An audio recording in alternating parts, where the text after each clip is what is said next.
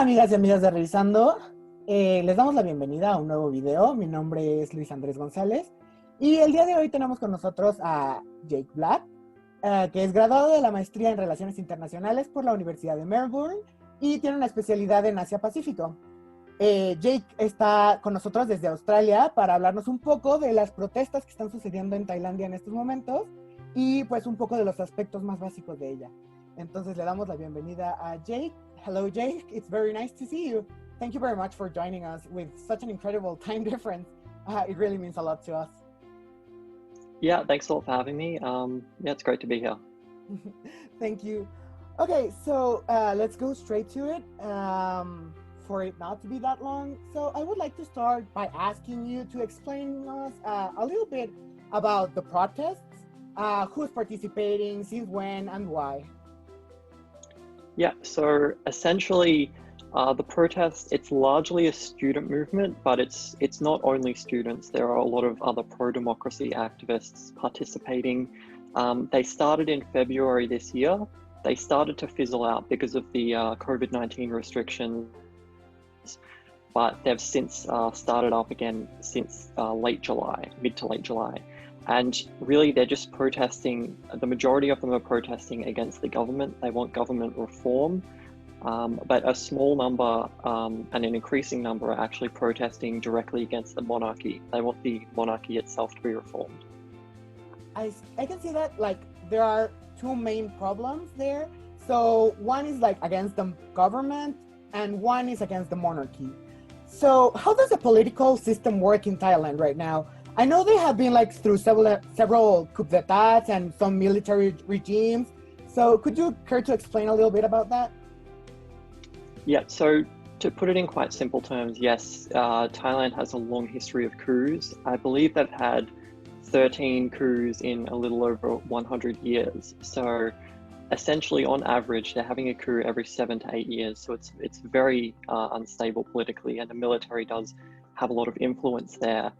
And so the latest coup happened in 2014. The army commander Prayut Chan-ocha, he took over and he led a military junta for about 5 years. And then last year in 2019, they finally had democratic elections, but there was a lot of controversy around how these elections were run, including an amendment that the military had made to the constitution. So Prayut is still the prime minister, the former army commander. He's still the prime minister of Thailand. And yeah, as far as the monarchy goes, the monarchy is incredibly influential in Thai politics. It is a constitutional monarchy, which means that the monarchy is supposed to have some limits on its power, which it does officially, but certainly the monarchy has had a lot of influence in the background. And when cabinet ministers are sworn in, they literally crawl on the ground in front of the king. So that just sort of shows that level of power difference and the huge amount of power that the monarchy does have. Wow, that's impressive. And like, I know that speaking negatively about the monarchy is forbidding for Thai people. So as a matter of fact, it was one of the reasons that we didn't want to, or we dared not to speak to a Thai national about these protests. But like, is the general population really against the monarchy? Yeah, so that's it's a really difficult question to answer because in Thailand, you don't have, any kind of polls to really see what the general population thinks. I mean, of course, as another example, if you looked at the US, you've got Donald Trump's approval ratings, which you can clearly see because news organizations take a sample of the population and see what they think. But of course, in Thailand, discussion of the monarchy is a very sensitive topic, so this doesn't really happen. But the current king took over from his father, King Bhumibol, who died in 2016. He was king for 70 years, so the monarchy was a very stable force in Thailand, despite all of the coups. And King Bhumibol was very popular. He was very much loved by a wide, section of Thai society. However, it's sort of an open secret in Thailand that his son, who is now King Vajiralongkorn, just does not have that same sort of love from the Thai people. There are really a lot of controversies. He's had a lot of scandals in the past, including sexually explicit videos which have been leaked. He also spends most of his time in Germany. Even this year during the coronavirus pandemic, he's been living in Germany, only visiting Thailand for a few days at a time on official visits. Okay, so and what triggered this particular series of protests? Like, what is happening right now that triggered this sort of situation? Sure. So if we go back to February, the initial protests this year were triggered when the Constitutional Court of Thailand dissolved a political party called the Future Forward Party. This party was very popular among young Thais. It was a pro-democracy party. It was a very new party, only created a few years ago, and it was essentially trying to restore full democracy to Thailand. So the party was essentially dissolved because the head of the party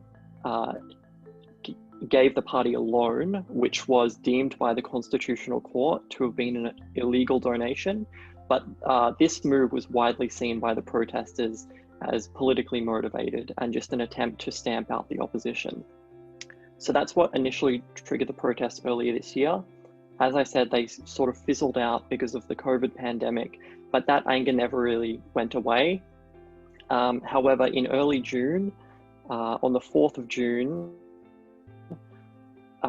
a prominent Thai pro-democracy activist, Wanshalom Satsaksit, he disappeared. He had been living in exile in Cambodia since 2014, and on that day, the 4th of June this year, he was kidnapped by armed men in Phnom Penh, Cambodia, right outside of his house, in broad daylight with people everywhere.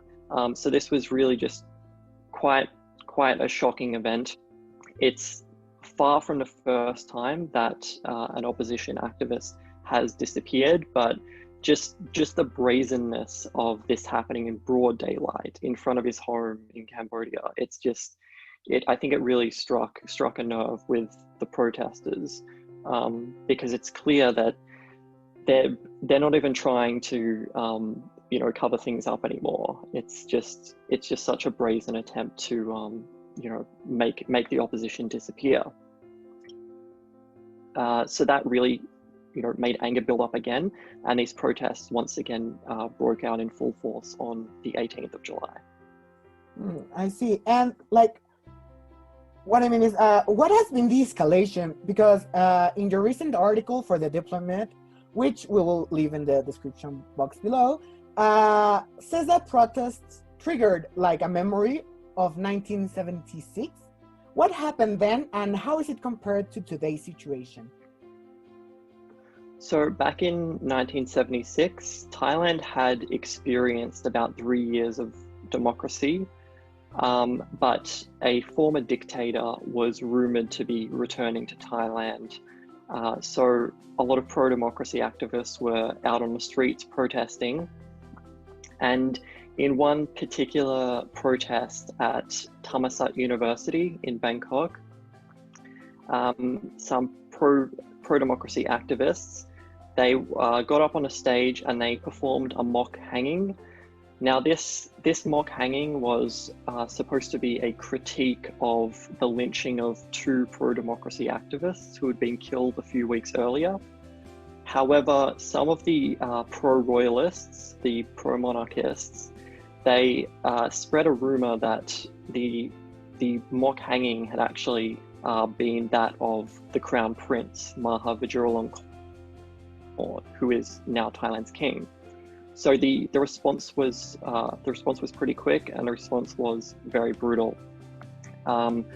That night, police and pro-royalist militias stormed the campus, and they engaged in beatings, sexual assaults, lynchings, just horrific things, and dozens were killed. At least 46 were killed, but unofficial counts put it at over 100. So it was a terrible event, And the comparison to what's going on today is that on the 10th of August, just earlier this month, there was a protest at Thammasat University, and a 21-year-old student, Panusaya, stood up on a stage and she read out a 10-point manifesto for reform of the monarchy, which of course is just a very taboo topic to address in Thailand. And you know, the similarities are just striking. It's the same university.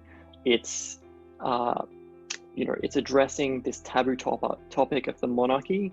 Of course, in 1976, it was, you know, a rumor from the pro-royalists. This time, it's a direct demand for reform of the monarchy.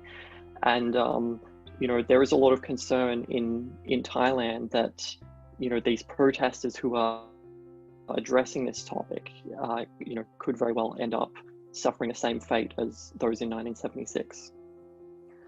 That's like a very hard topic to talk about, since in Mexico we can empathize a lot with these kind of awful situations about student massacres. Actually, we had two massacres, one in 1968 and one in 1979. And still today, we don't know what happened to 43 missing students who disappeared under our last government. So from Mexico to Thailand, it is like we can empathize, and we do understand that kind of rage and sentiment. So it is a very awful scenario to live in a country. So then I guess that's why you would say like this is a very dark and dangerous environment to live in, right? Yeah, absolutely. I mean, it's horrible, but unfortunately there are many examples from around the world of student activists who disappear, who are killed. And yeah, it can be in many countries very dangerous to challenge the norm, to break these taboos. So I think it's very brave of these students to be directly challenging the monarchy like this and asking for real reform in a topic that is just incredibly taboo and illegal. Yes, of course. And what is like with this three-finger symbol, like from the Hunger Games? Right. Why are they using it?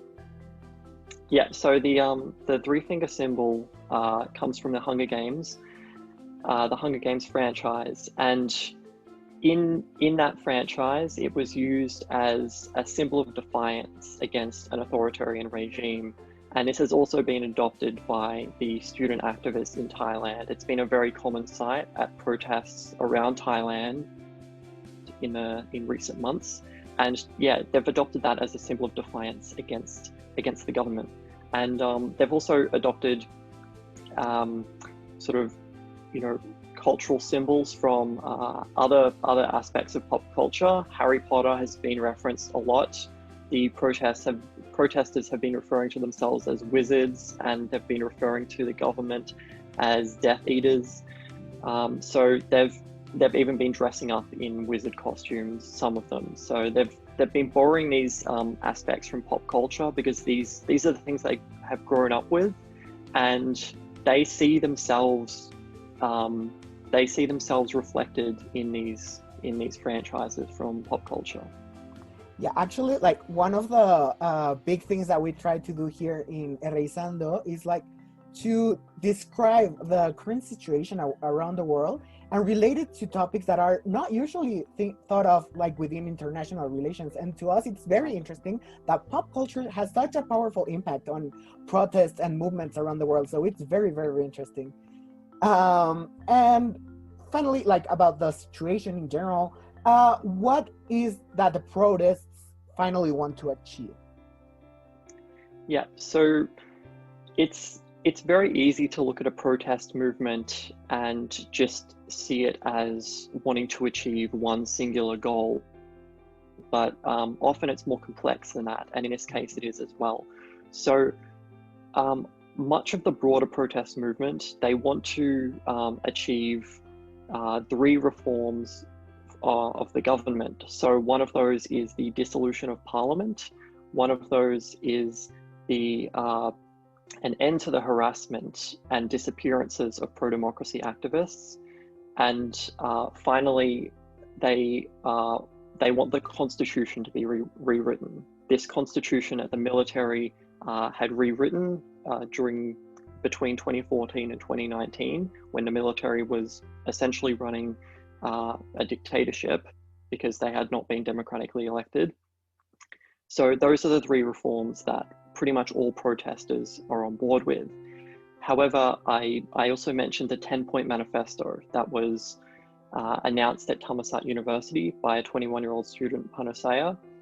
So this is directly calling for reform of the monarchy, which is, as I said, a much more taboo topic to address. So there's a smaller group of protesters who are calling for this, because some of the protest groups have distanced themselves from this 10-point manifesto.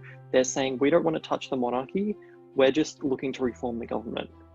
So there are these, differing aims, I would say, but definitely most of the protesters are on board with these three points of reform for the government. I see.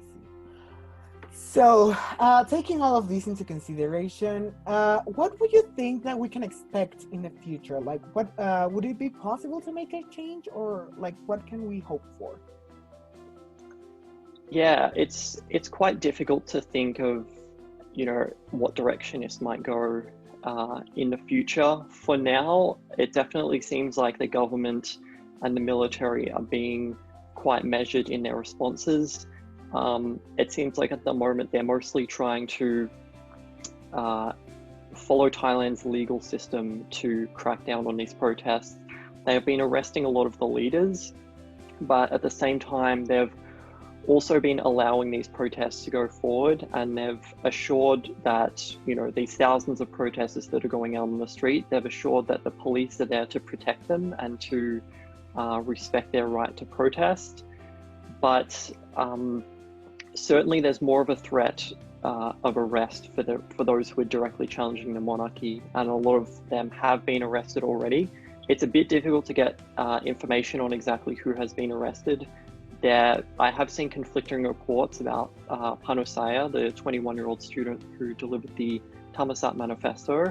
I'm actually not sure if she has been arrested or not, because I've seen conflicting reports there, but there are definitely warrants out for her arrest. So ultimately, we'll have to see if these protests can survive this challenge of these arrests that are taking place right now, and hopefully they can, and hopefully real change can take place.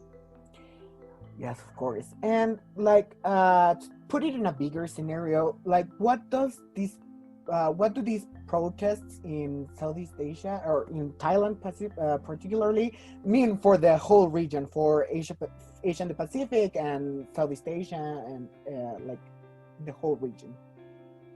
Sure. So I see these protests as part of a broader struggle between democracy and authoritarianism across the Asia-Pacific region.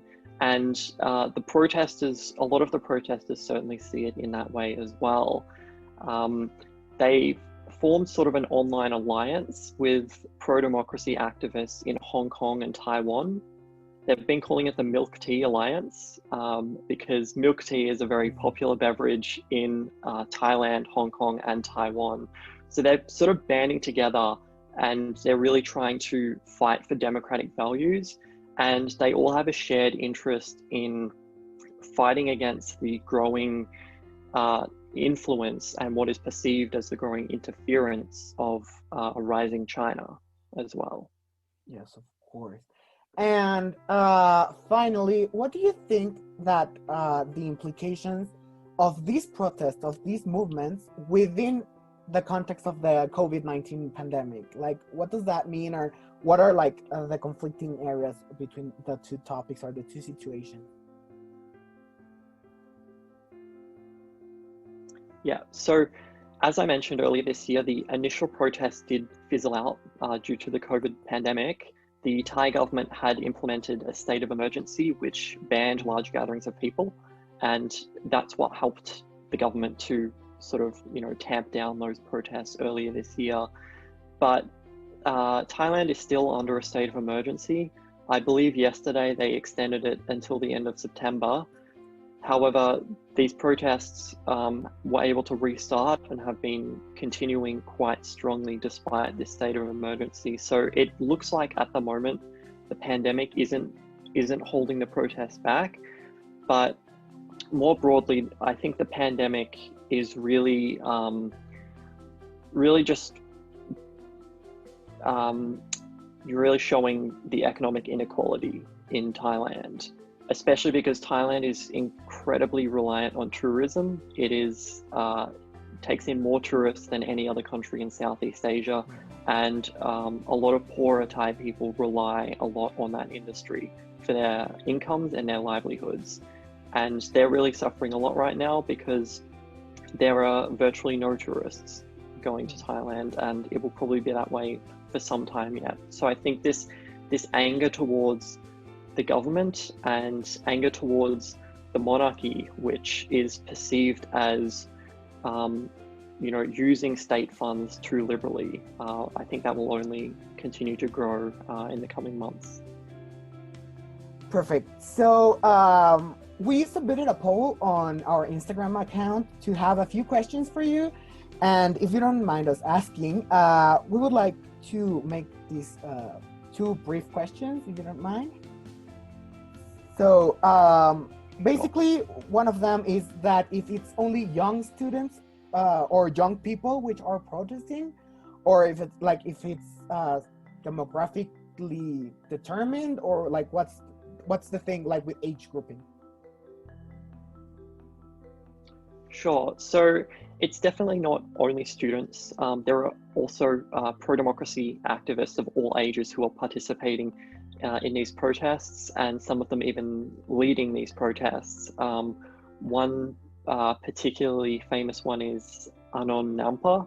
I'm not sure if I'm pronouncing his name absolutely correctly, but he's a prominent lawyer and pro-democracy activist. So he's obviously part of this older demographic, definitely older than the student activists, and he's already been arrested twice in the latest spate of protests. So the government is obviously very concerned about him. He has also been asking for reform of the monarchy, so he's also touching this very taboo topic. But yeah, there's all age ranges, but certainly the driving force behind these protests is these student activists. I see. And also another question submitted by Happy Jules was that what are like the perspective, or what is the perspective of lower income groups on democracy itself for Thailand? Like, what are they much involved in a pro-democratic movement, or are low income families not that involved, or like how does that work? So this can go back to before 2014, before the latest coup in Thailand. The Shinawatra family was incredibly influential in Thai politics, and they were quite populist. They really promoted policies that supported the poorer rural areas in the north and northeast of the country, where there are huge populations, and those were really their basis of support. And these groups were quite on the opposite side of the military and a monarchy. So there were sort of these two sides in Thai politics. And ultimately, Yingluck Shinawatra was removed from power in 2014 by the Constitutional Court, shortly before the coup occurred, when the military took over. So this sort of populist family has pretty much been removed from Thai politics, and they are in exile abroad. So I would say that a lot of the poorer Thai people, definitely would be more likely to support these student activists right now, because the military and the monarchy really represent that urban elite in Bangkok, compared to the poorer rural north and northeast of the country. I see.